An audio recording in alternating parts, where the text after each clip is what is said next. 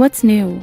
17 nations from the global south have expressed their frustration with European Union legislation aimed at combating deforestation and its potential impact on their exports of raw materials such as soy, palm oil, cocoa, beef, coffee, and timber. The ambassadors of 17 countries have characterized the EU regulation on deforestation-free products, EUDR, for its acronym in English, as an intrinsically discriminatory and punitive unilateral comparative assessment system that could potentially conflict with WTO obligations. They expressed this in a letter sent to officials of the EU Commission and Parliament earlier this month. The signatories, hailing from Argentina, Brazil, Bolivia, Colombia, Ecuador, Ivory Coast, Ghana, Guatemala, Honduras, Indonesia, Malaysia, Mexico, Nigeria, Paraguay, Peru, the Dominican Republic, and Thailand, are requesting a review of the legislation and advocating for an open dialogue on potential mitigation measures, especially to support small and medium-sized enterprises. The EUDR, which came into effect at the end of June, establishes specific criteria related to traceability, certification, and customs procedures for products entering the EU's internal market, with the aim of preventing the importation of products that contribute to deforestation or forest degradation. Operators and traders have an 18-month period to adapt to EUDR standards, while micro-enterprises and small businesses are granted a longer adaptation period. The new classification system has elicited criticism from some producer countries. Pedro Miguel da Costa e Silva, Brazil's ambassador to the EU, has pointed out that this legislation is unilateral, as it was created without effective dialogue with the producing countries and lacks support from negotiated international agreements. Brazil, as one of the main suppliers of agricultural products to the EU, expected a more cooperative approach. This classification system primarily focuses on agricultural products and categorizes countries into risk levels, high, low, and standard, which, according to him, establishes differentiated conditions for accessing the European market. On the other hand, Indonesia, one of the world's largest exporters of timber products, palm oil, cocoa, and coffee, believes that this EU legislation undermines the efforts of exporting countries to balance nature conservation with their population's livelihoods. Furthermore, it does not provide adequate access to specialized knowledge or financial and technical assistance. Indonesia's ambassador to the EU, Andre Hadi, has expressed concern that the EU is unilaterally applying this comparative assessment system without taking into account countries' efforts to combat climate change and deforestation in their regions. It also fails to consider the differences and particularities of each country in terms of flora, fauna, population, and traditions. The letter also suggests that this legislation may not only be ineffective in protecting forests globally but could also have negative side effects such as increased poverty, resource diversion, and hindrance to the United Nations Sustainable Development Goals for 2030. Despite these concerns, the European Commission does not consider the legislation to be discriminatory, as it will be applied equitably to both domestic and third-country producers, without constituting unjustified discrimination or hidden trade restrictions. The Commission asserts that this legislation is designed to be fully compatible with the rules of the World Trade Organization. It is unlikely that the European Union will amend the law in question.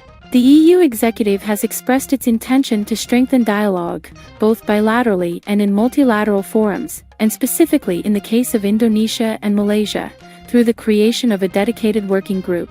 However, it is evident that the institutions in Brussels do not intend to make changes to the law.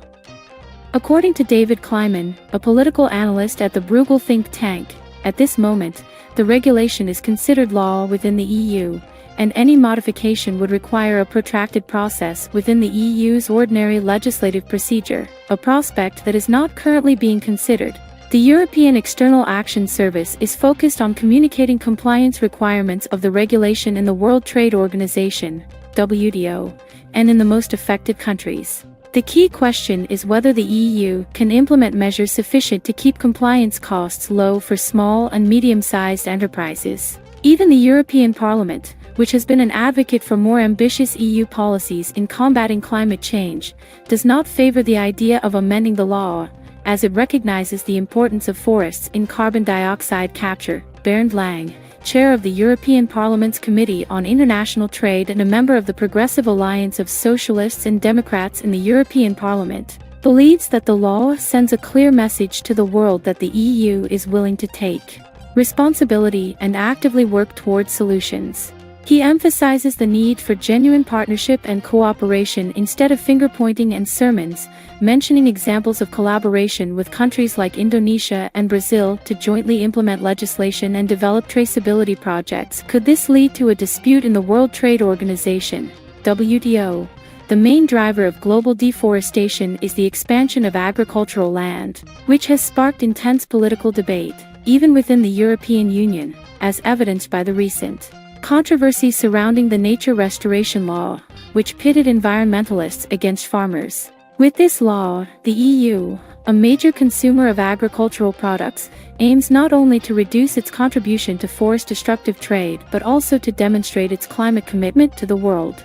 However, international partners warn that the EU must be more diplomatic in its efforts, especially because it needs to strengthen alliances if it intends to rely less on certain countries, such as China, for essential natural resources. The Indonesian ambassador has called for avoiding any disruption in trade and noted that taking the case to the WTO at this time is premature, as the regulation has not yet been implemented. Nevertheless, he mentioned that it is an option and a last resort. His Brazilian counterpart has expressed hope that the EU is willing to engage in effective and equitable dialogue with producer countries, which implies the need to reasonably adjust the legislation and recognize the sustainable production practices of these countries. The classification of products and countries must be done with great care. Reality will not conform to the legislation. It is the legislation that must adapt to an extremely complex and diverse reality. He added, analyst Kleiman believes that the letter should be interpreted as an urgent call that the EU must take seriously to address concerns about introducing a unilateral regulation that could violate the non-discrimination obligations established by WTO regulations. However, Kleiman suggests that a process in the WTO is unlikely to be highly beneficial for the complainants, as the General Agreement on Tariffs and Trade, GATT, of the WTO provides a general exception for policies that are effective in protecting exhaustible natural resources. Please comment on what you thought of the news, like the video, and subscribe to the channel. If you find it necessary, you can share this video on your social media platforms.